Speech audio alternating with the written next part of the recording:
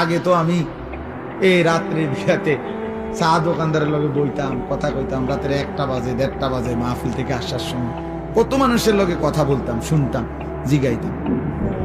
কই কারো তো কিস্তি চলে 4টা 6টা, অভাব তো যায় না। আজকের বাজার তো শেষ হয়ে গেছে রাত হইতে হইতে, তো কালকে তো আবার বাজার করণ লাগবে, তো প্রয়োজন শেষ হইল কই?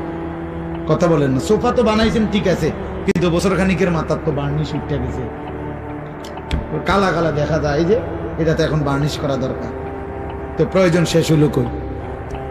দরজা তো প্লাস্টিকের লাগাইছিলেন বাথরুমে, 6 মাসের মাথার তো সিটকারি ফুরিয়ে গেছে, এন্দে কদ্দুর ভাঙ্গিয়া গেছে, প্রয়োজন শেষ হইল কই? বলেন বাবা, প্রয়োজন শেষ হইল কোথায়? কই কোন প্রয়োজনটা, কোন জিনিসটা অক্ষয় হয়ে গেল? না, এমন না।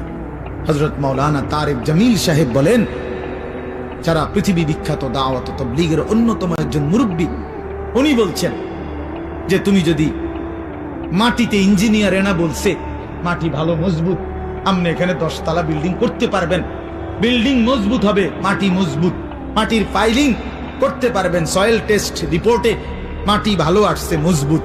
কিন্তু উনি বলে আপনি নিজে মাটির একটাবার জিজ্ঞাসা করেন না যে তুমি মজবুত কিনা, তুমি স্থায়ী কিনা।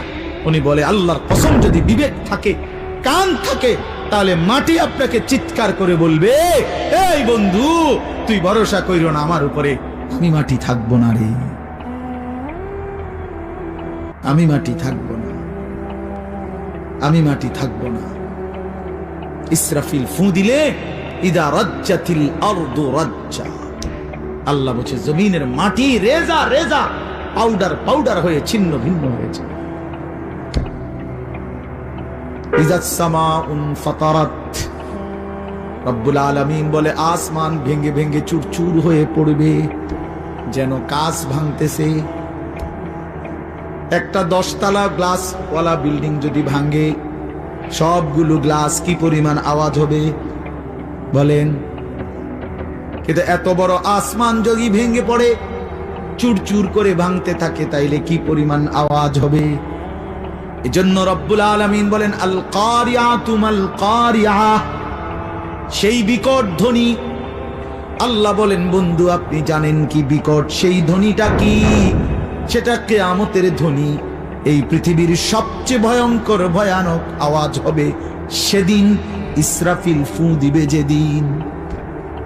সেদিন আসমান ভাঙবে, সেদিন পাহাড়গুলো উড়বে, খাল বিল নদী নালার সব পানিগুলো